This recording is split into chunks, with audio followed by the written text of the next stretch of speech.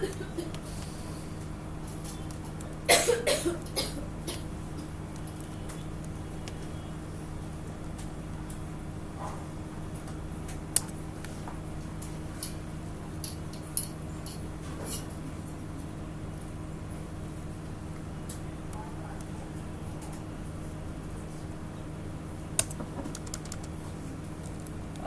एक लाइन में जवाब देना है वर्ड का तो क्या कह सकते हैं? लिखने पे ध्यान नहीं देना है, ये तो हम आप लोग को दे देंगे, इनफैक्ट अभी रिकॉर्ड भी कर रहे हैं, है ना। समझने पे ध्यान देना है। तो अभी पहला सवाल यही बनता है, डेटा टाइप क्या है? अरे ये सवाल अनन्या को जाता है। डेटा टाइप क्या है? इज अ की word. Data type is a की वर्ड। अब बहुत बढ़िया है, ये आंसर कंप्लीट। डेटा टाइप क्या है? एक कीवर्ड है। अब अगला सवाल उसके दोस्त से दीपा बताएगी कि डेटा टाइप का क्या यूज है। समझ रहे हैं? बहुत बड़ी बड़ी बातें नहीं, एकदम टू द पॉइंट। जैसे होता है ना कि किसी मंत्री को बिठा लिया गया, सेलिब्रिटीज को बैठा लिया गया और उससे रैपिड फायर हो रहा है ना, तो डायरेक्ट क्वेश्चन आराम से सीधा सीधा जवाब दीजिए। क्या करना? वाई क्यों यूज करना चाहिए हमें डेटा टाइप? हाँ, तो क्या कह सकते हैं?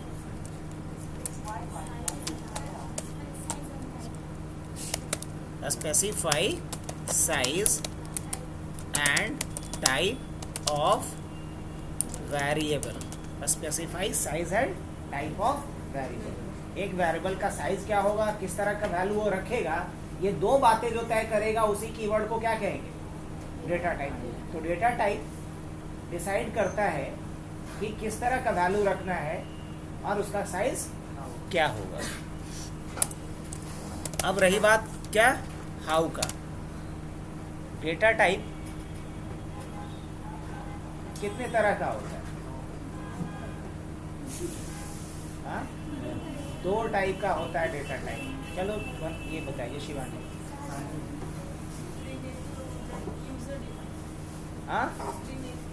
हाँ, क्या बोलेंगे? प्रीमिटिव और यूजर डिफाइंड।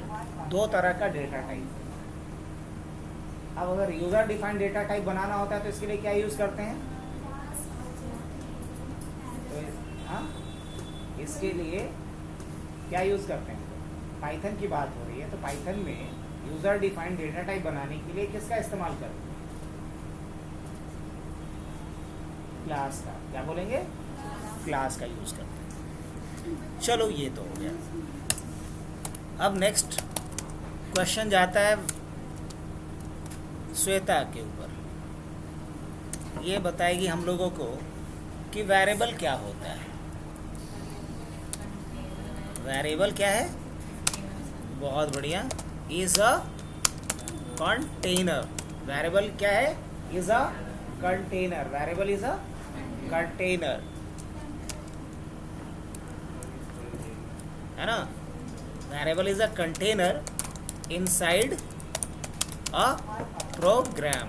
एक प्रोग्राम के अंदर जो कंटेनर है, उस कंटेनर को क्या कहेंगे? वेरिएबल कहेंगे।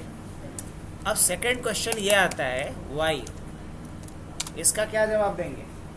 Why we should have to use variable inside our program. तो इसका जवाब किससे लिया जाए? चलो इसका जवाब लेते हैं हम लोग इनसे। वेरिएबल हम अपने प्रोग्राम के अंदर क्यों यूज करते हैं?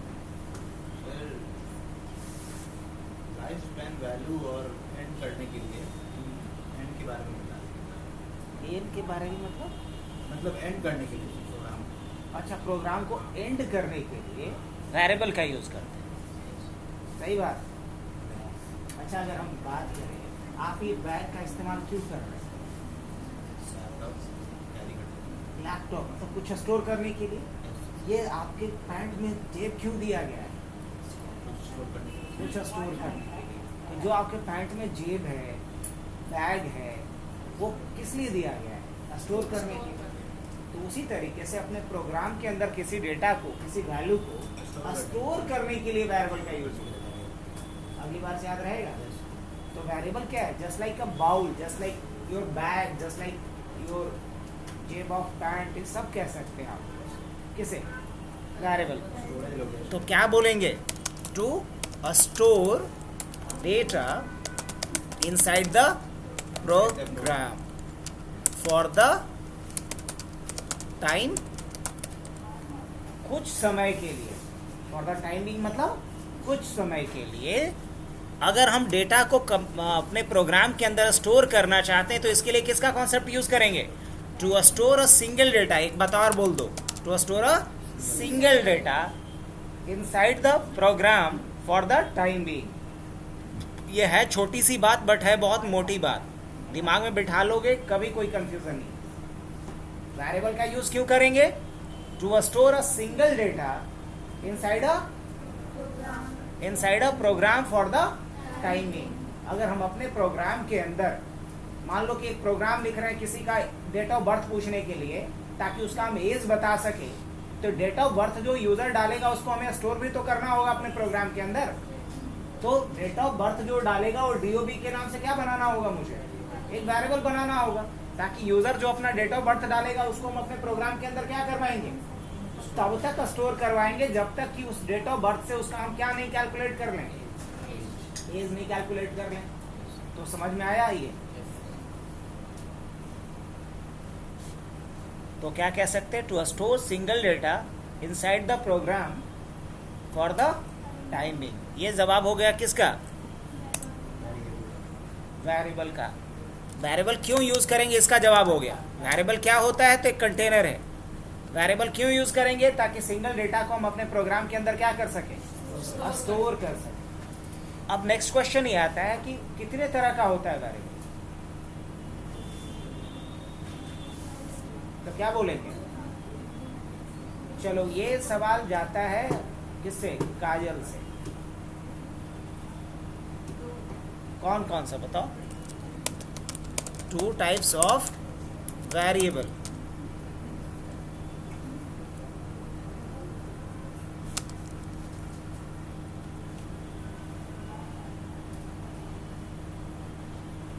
अच्छा मान लो तुम लोग के पास जो लैपटॉप है वो लैपटॉप सिर्फ तुम ही लोग नहीं यूज करते हो, मतलब वो पर्सनल प्रॉपर्टी है।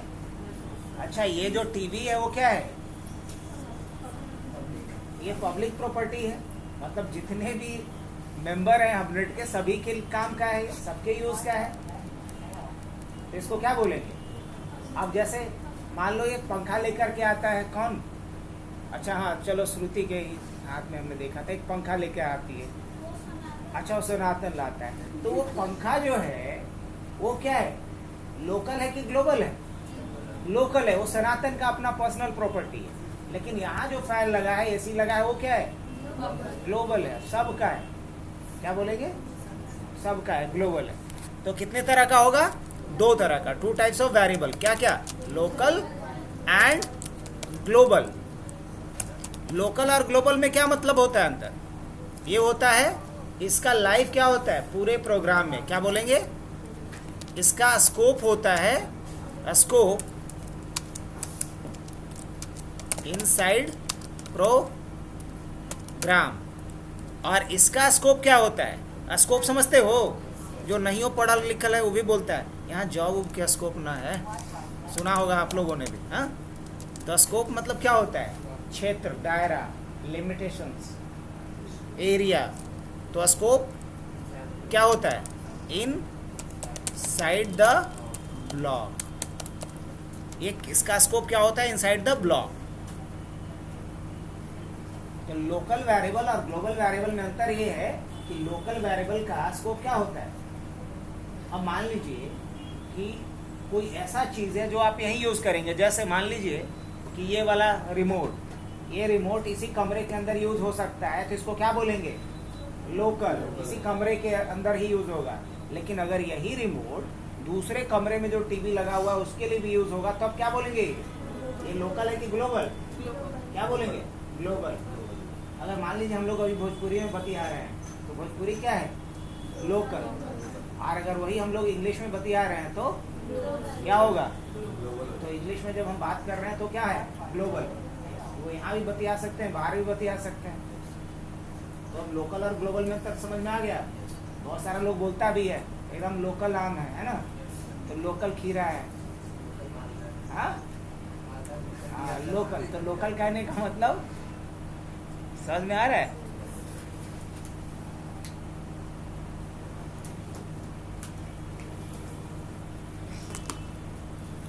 तो ये तो वही बात। अब हम बात करते हैं किसके? ऑपरेटर। तो सीधा सीधा सवाल पूछा जाए सलोनी से, क्या होता है ये? सिंबल होता है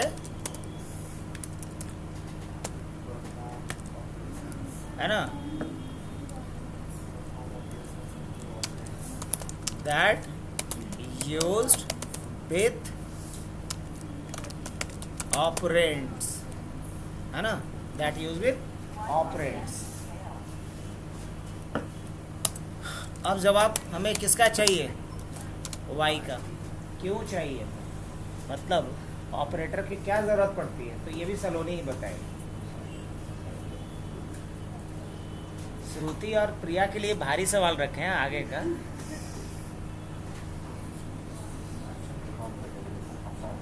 क्या सर? अरे बहुत बढ़िया।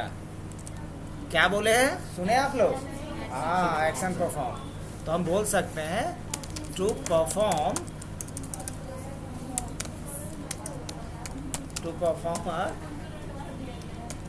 Special action. शुरू में सबको दिक्कत होता है, कर लेंगे धीरे धीरे। अब जब सौरभ सीख सकता है, रोज पढ़ते हैं क्या सब? सर, रोज पढ़ते हैं। हाँ, वही तो, करत करत अभ्यास के जड़मती हो तो सुना। हाँ, कुछ नहीं। जब हम तो देखे हैं वैसे वैसे बच्चों को सीखते हुए, जो एकदम जो बोलते थे ना भोथर, भोथर समझते हो? ब्लंट माइंडेड, कुछ नहीं दिमाग में घुसता था। और वो लोग जब सीख गया तो फिर बाकी क्या है? बस चाहिए क्या? कंसिस्टेंसी चाहिए, लगातार कीजिए। आप लोग को शायद नहीं पता होगा तो गूगल कीजिएगा। इंडिया में या पूरे वर्ल्ड में क्रिकेट का गॉड सचिन को कहा जाता है, लेकिन सचिन अपने खुद बायोग्राफी में एक्सेप्ट किए कि हमसे भी बढ़िया बैट्समैन था इंडिया में, लेकिन बस वो अपने गलत हैबिट्स के कारण उसको जो मिलना चाहिए था ऑनर, सम्मान, वो नहीं मिल पाया। उसमें उसका एक दोस्त कौन सा था? एक दोस्त था कामली, नाम सुने होगा, नहीं तो गूगल करना, विनोद कामली। उससे बढ़िया बैट्समैन था, लेकिन उसको वो नहीं मिला गलत हैबिट के कारण। अब वो शराब और शबाब में ज़्यादा डूब गया था। और ये दोनों इंसान को डुबाने के लिए काफ़ी हैं। कोई एक ही काफ़ी है, अगर दोनों है तब तो फिर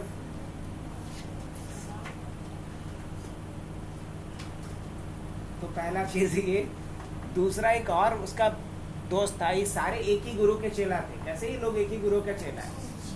आचरेकर सर नाम था उनके गुरु का, है ना। सचिन के गुरु का नाम था आचरेकर। एक और बंदा था, अब लेकिन उसके वो सबसे बढ़िया बैट्समैन था। सचिन खुद एक्सेप्ट किए हैं कि नहीं, वो हमसे भी बहुत अच्छा बल्लेबाज है, लेकिन वो केस में फंस गया। समझ आ रही बात? तो कहने का मतलब ये होता है कि कंसिस्टेंसी चाहिए किसी चीज़ में सक्सेस के लिए।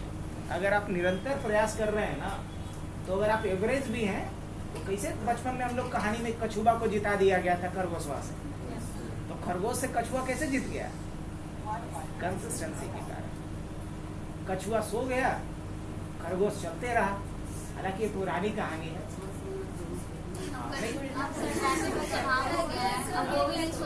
और नहीं सोता है ना, लेकिन हम लोग जब पढ़े थे तो यही पढ़ाया गया था कि कछुआ क्या हुआ था? सो गया। और कछुआ निरंतर चलता गया, इसलिए वो जीत गया। खरगोश सो गया, कछुआ सो जाता तब तो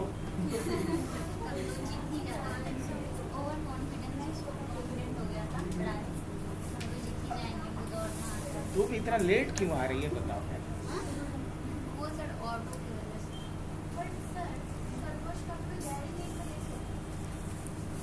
अब ये तो हमको नहीं पता, लेकिन कछुआ को जिता दिया था। ये साइंटिफिक रिसर्च का सब्जेक्ट है। हाँ कछुआ गहरी नींद में नहीं सोता है, लेकिन हो सकता है थक के सो गया हो। ऐसा एनिमल है जो कभी लेट के सोता ही नहीं। वो सोता भी है तो खड़े खड़े ही सोता है। वो है घोड़ा। हाँ? कौन घोड़ा है? और एक और बहुत कड़वी सच्चाई है, जो लोग नॉन वेजिटेरियन है उनके लिए बोलता है कि ताकत आता है नॉन वेज खाने से। इनफैक्ट किसी भी गाड़ी का पावर किसमें मेजर किया जाता है? Horse power. घोड़ा कौन सा मांस खाता है? खाता है क्या? क्या है वो?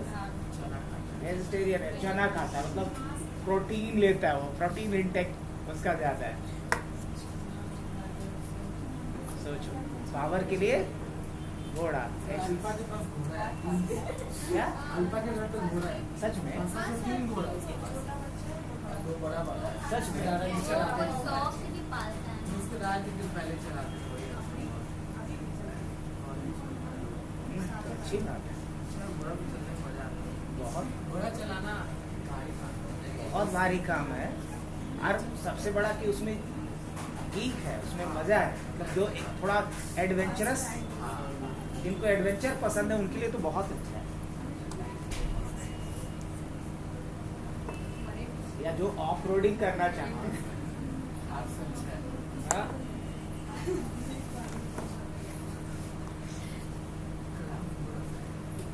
ये बात तुम लोग को कैसे पता चला?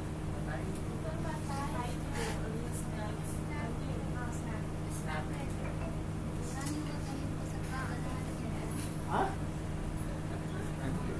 नहीं, दोनों में अंतर होगा, इतना थोड़ी है। जी, उसको भी सर बहुत पेट की तरफ करता है ना। तो गधा को कौन पालेगा? गधा सिर्फ पाकिस्तानी पालता है।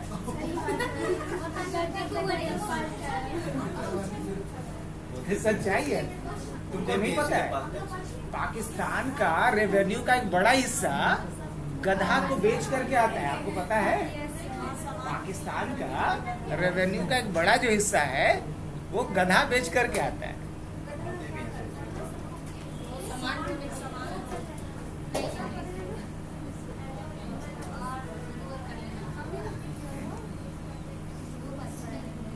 चलो आते हैं, आगे बढ़ते हैं हम लोग। तो ऑपरेटर क्या होता है समझ में आ गया? एक सिंबल है और ये क्या करता है? परफॉर्म करता है special action over the operand. अब रही बात ऑपरेटर, अलग अलग टाइप का होता है। हमने अलग अलग तरह के ऑपरेटर्स के बारे में बात किया था, याद होगा? असाइनमेंट, या फिर अगर हम डायरेक्ट सिंबल लिख दें एक ही साथ तो क्या बोलेंगे? इक्वल टू, ये भी एक ऑपरेटर है। अगर हम लिखते हैं डबल इक्वल टू, ये भी एक ऑपरेटर है। ग्रेटर देन इक्वल टू, ये भी एक ऑपरेटर है। और फिर क्या लिखते हैं? लेस देन इक्वल टू, ये भी एक ऑपरेटर है। इसके अलावा अगर हम लिखते हैं नॉट इक्वल टू, ये भी क्या है? एक ऑपरेटर है। इसके अलावा क्या लिखते हैं? एंड लिखते हैं। क्या लिखते हैं? एंड लिखते हैं। क्या लिखते हैं? और लिखते हैं, ये भी क्या है? एक ऑपरेटर है। नॉट लिखते हैं, ये भी क्या है? एक ऑपरेटर है। या फिर या हम प्लस प्लस लिखते हैं या माइनस माइनस लिखते हैं, ये सब के सब क्या है? ऑपरेटर्स। तो बोलेंगे तो वही चीज ना, लिखने का तरीका अलग होता है, लेकिन बोलेंगे क्या?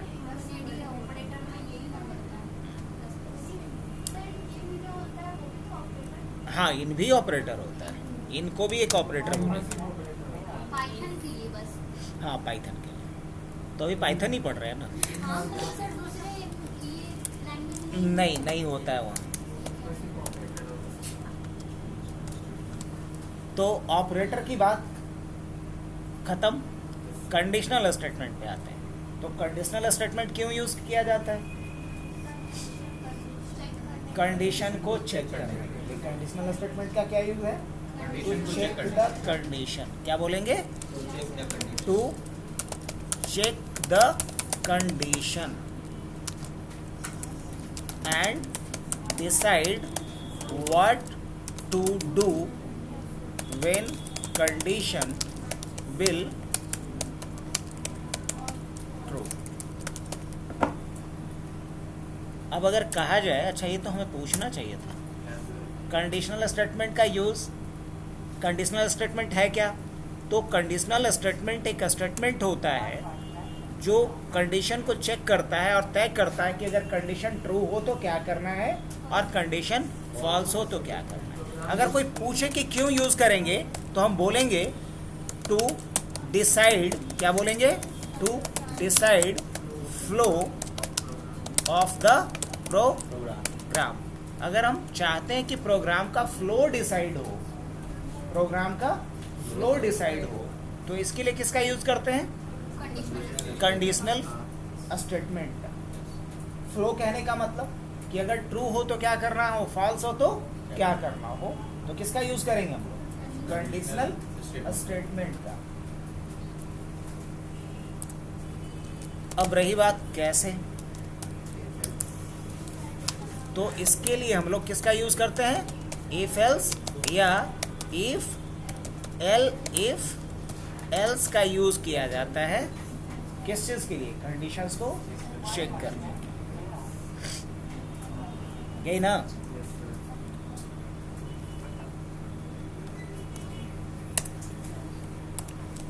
अब बात करते हैं हम लोग लूप का। श्रुति से ये सवाल जाता है, और अभी कोई नया नहीं ना आया है क्लासरूम में, सबसे तो पूछ ही लिए। अच्छा ये बचा, कौन? जैस्मीन से पूछे कि नहीं? नहीं पूछे तो, हाँ अच्छा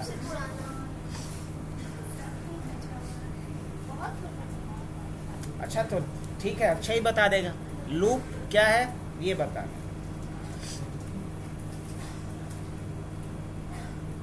अब दोनों आरब अक्सर अगल बगल बैठा है, बताओ।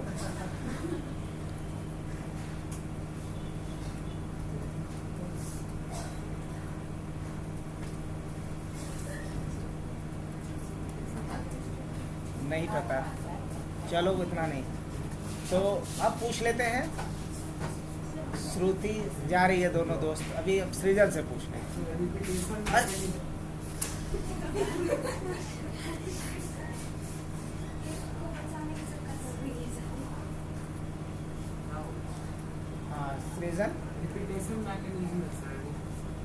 लूप, हाँ लूप क्या है? तो लूप बोलेंगे एक रिपीटेशन मैकेनिज्म है या एग्जीक्यूशन कंट्रोल। क्या बोलेंगे? Execution control statement. क्या है? Execution control statement. एकदम एक लाइन में आप इतना जवाब दोगे। क्या दोगे? Execution control statement. क्या है ये? अब क्यों का जवाब ले लेते हैं हम लोग, किससे? जैस्मिन से। क्यों हम लोग यूज करते हैं किसका? अच्छा इन दो, तुम दोनों से पूछे हैं कुछ? नहीं ना।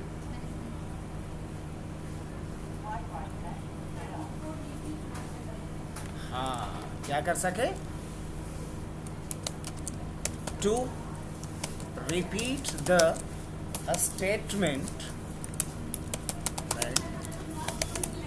without writing again and अच्छा से to repeat the statement without writing again and again, है ना? या कह सकते हैं इसके लिए प्रॉपर एक टर्म ये यूज कर सकते हो कि कोई स्टेटमेंट कितनी बार एग्जीक्यूट होगा ये तय करना। टू डिसाइड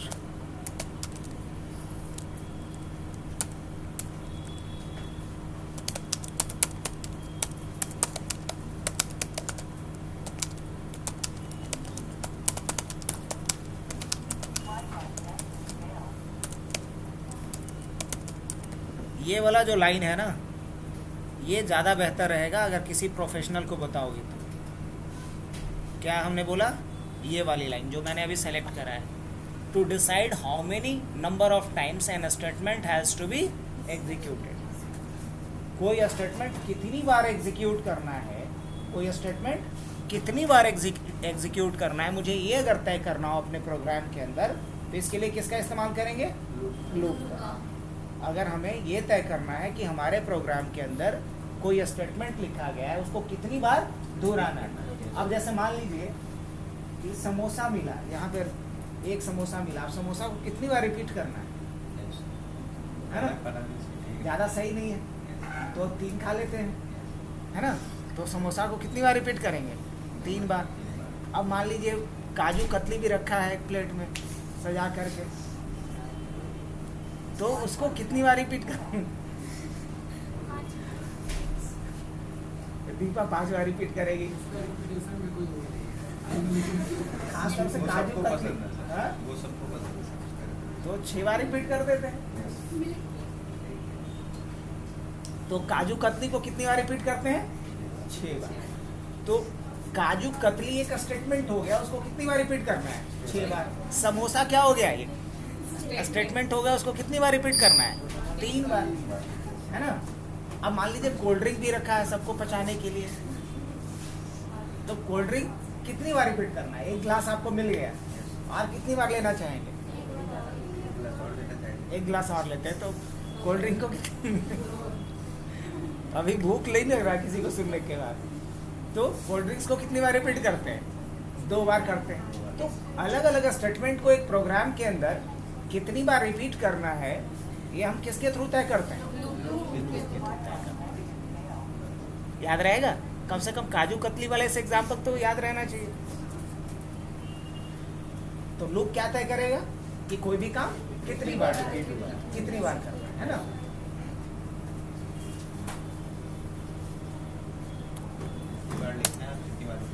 हाँ, कितनी बार रिपीट करना है।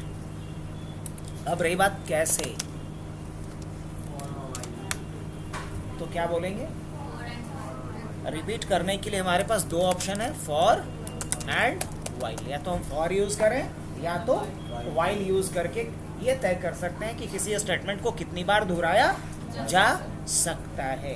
किसी स्टेटमेंट को कितनी बार दोहराया जा सकता है, ये हम तय किसके थ्रू करते हैं?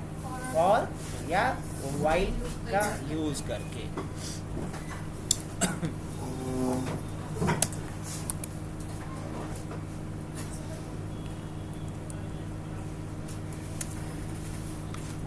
तुम जो हो कॉपीराइट किसी का क्यों छीनना चाहती है? अरे कोई थोड़ा मोटा झोटा हो, फिसले तो समझ में आए।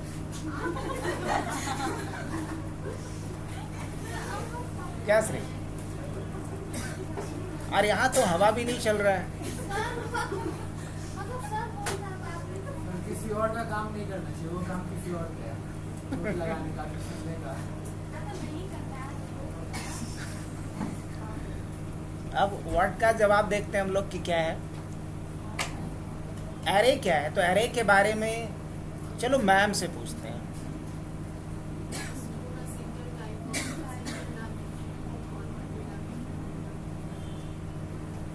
फिर से एक बार थोड़ा स्पष्ट, मतलब सीधी बात करनी है आपको कि एरे क्या है, एक लाइन में आपको बताना है। जो आप बोलेंगी वही हम यहाँ लिख देंगे, ये फाइनल डेफिनेशन बन रहा है अपना।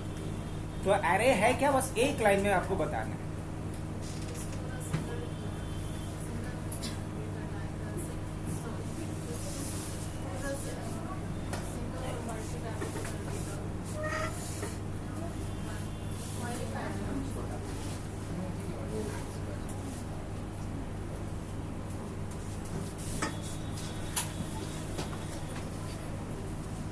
अच्छा चलो श्रुति से पूछते हैं।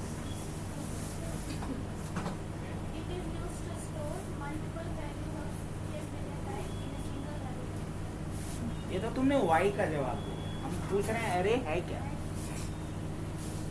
लो रखो रखो रखो।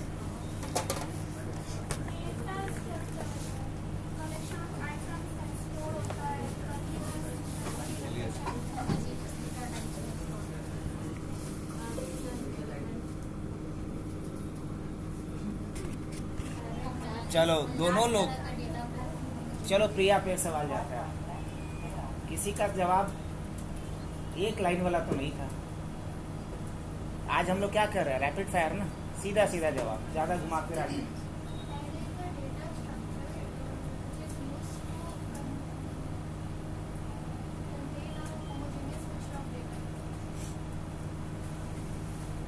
अच्छा निधि भी आ गई है ना। collection of same data type. पूरा अच्छे से बोलो, लिखना है। हाँ। Array is the collection of homogeneous data type, which is used for store multiple data in a single variable and accessible चलो अब जय पे ये सवाल जाता है। Array is a collection of homogeneous collection of same data types. ये हो गया what का why because we have to store multiple variables of same data types so that we don't have to repeat it.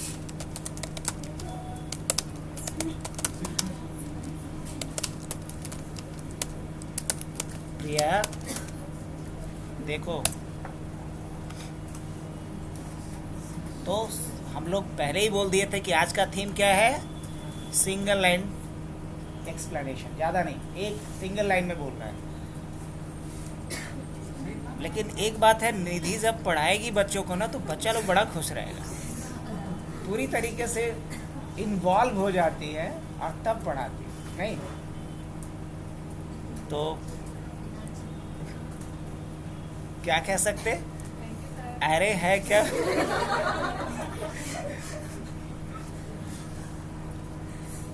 अरे क्या है, एक sequence collection of element of same data type. क्या बोल सकते हैं, ये हंसने वाली बात नहीं है, सीरियसली, मतलब मैं जोक का पार्ट, ये जोक की बात नहीं था, ये सच में जब कुछ भी एक्सप्लेन करेंगे ना तो ये उसमें पूरी तरीके से इन्वॉल्व होती है। तो एरे क्या है, कलेक्शन ऑफ एलिमेंट।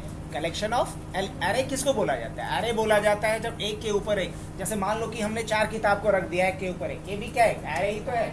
क्या है, एक साथ सारे कुर्सी को हमने रख दिया तो ये क्या है, एरे ही तो है।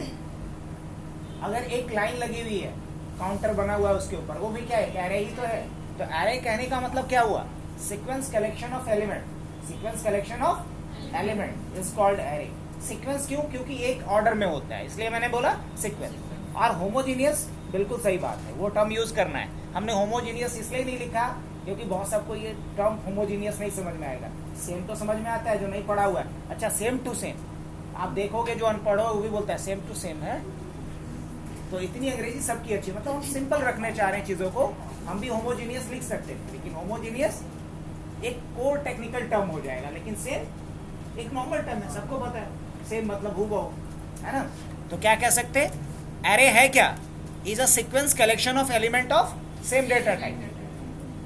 क्या याद हुआ निधि, एकदम सिंगल लाइन में कहना है अब अगली बार से, is a sequence collection of element of same data type. अब रही बात क्यों, क्यों चाहिए, इसका जवाब तो प्रिया भी दे चुकी थी, श्रुति भी दे चुकी थी, वही जवाब लिख देना है। क्या कह सकते हैं, टू स्टोर मल्टीपल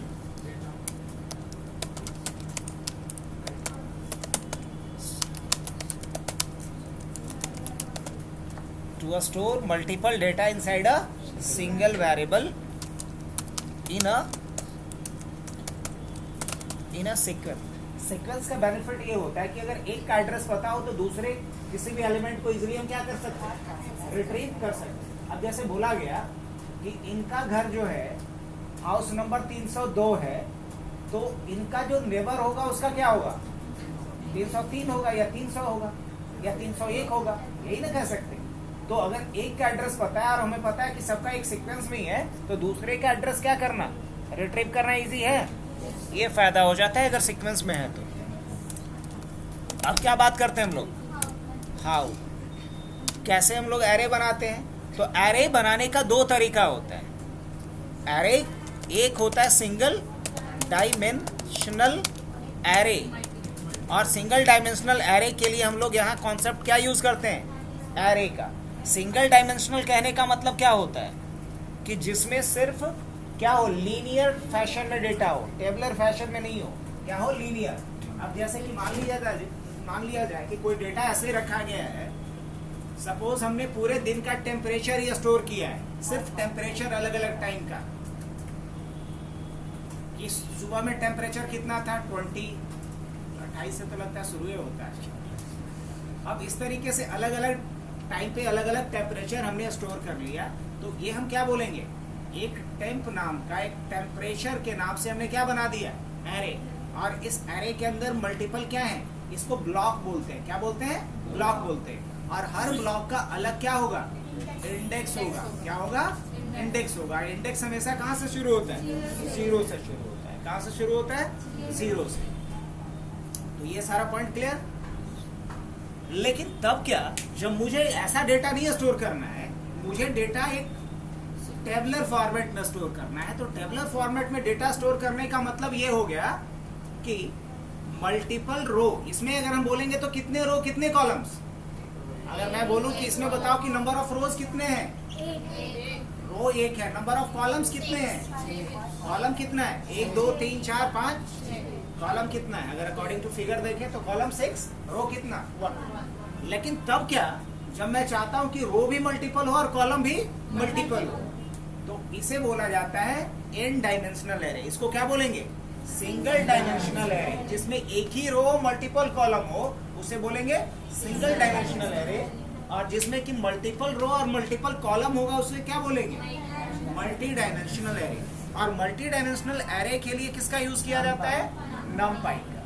नमपाई सिर्फ मल्टी डायमेंशनल एरे के लिए नहीं होता, बल्कि नमपाई सभी तरह के कॉम्प्लिकेटेड या कॉम्प्लेक्स न्यूमेरिकल ऑपरेशंस के लिए परफॉर्म किया जाता है, यूज किया जाता है। बड़े बड़े डेटा सेट मेरे पास है, अगर उसके ऊपर हमें कोई भी न्यूमेरिकल या अर्थमेटिक ऑपरेशन परफॉर्म करना है, तो नमपाई के पास बहुत सारे फंक्शन है इनबिल्ट, जिसका यूज करके, और नमपाई बेसिकली यूज किया जाता है किसके लिए? मशीन लर्निंग के लिए, डेटा साइंस के लिए, एआई के लिए, है ना, साइंटिफिक कैलकुलेशन के लिए, बिग डेटा के लिए, ब्लॉकचेन के लिए, इन सब के लिए किसका यूज होता है? तो जब आप पाइथन के एडवांस कॉन्सेप्ट के ऊपर जाओगे तो सबके रूट में आप किसको पाओगे? नमपाई को, है ना। तो न्यूमेरिकल पाइथन एक बहुत ही इंपॉर्टेंट लाइब्रेरी होता है पाइथन के अंदर। तो अब हम लोग टू द पॉइंट बात कहाँ करें हम लोग? नमपाई का। तो सबसे पहले बात हम लोग करते हैं कि नमपाई है क्या। क्या जवाब होगा? is a most important Python. एक लाइन में अगर कोई पूछे कि क्या है ये, तो इसका जवाब ये देना है आप लोगों को। और अगर कोई पूछे कि क्यों यूज किया जाता है नमपाई को, तो इसका क्या जवाब देंगे हम लोग? हाँ, तो इसका जवाब देंगे टू परफॉर्म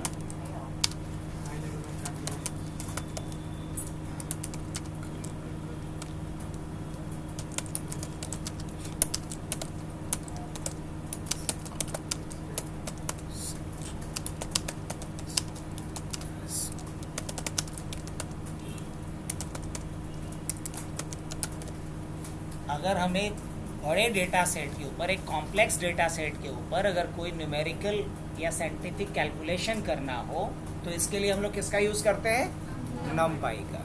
नमपाई के बारे में इतना समझ लो कि जितने भी आप एडवांस पाइथन का यूज़ करेंगे, चाहे वो आप डेटा फॉरकास्टिंग के लिए, डेटा एनालिसिस के लिए, मशीन लर्निंग के लिए, डीप लर्निंग के लिए, उन सभी जगह पे किसको आपको यूज़ करना पड़ेगा?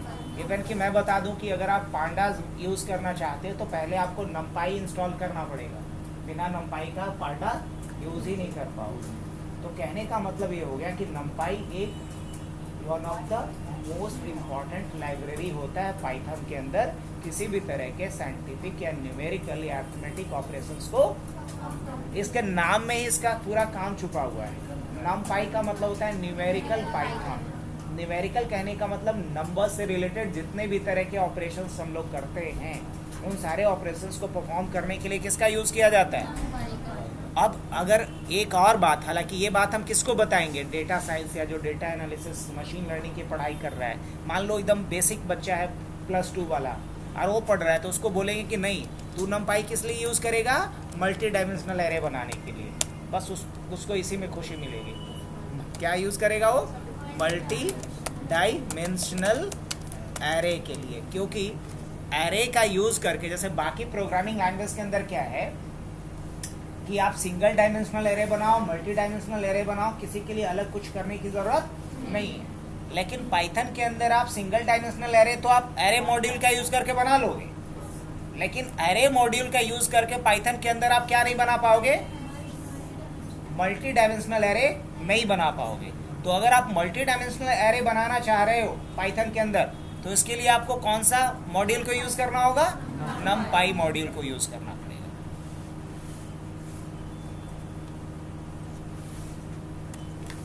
अब रही बात कैसे, तो इसके लिए हमें सबसे पहले numpy मॉड्यूल को अपने सिस्टम में क्या करना होगा? इंस्टॉल, और उसके बाद अपने कोड के अंदर इसे क्या करना होगा? इंपोर्ट। क्या करना होगा? तो हम क्या बोलेंगे? Install numpy in the system and import numpy in the program. ये पॉइंट याद रखना है आपको। Import numpy in the program. Program के अंदर आपको क्या करना होगा? numpy को इंपोर्ट करना होगा।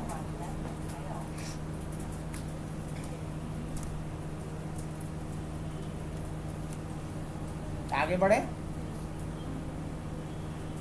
इसका फोटो लेना है तो लेके रख लो, और अगली बार से पूछे तो इसका जवाब हमको सीधा सीधा चाहिए, ज़्यादा घुमा फिरा के।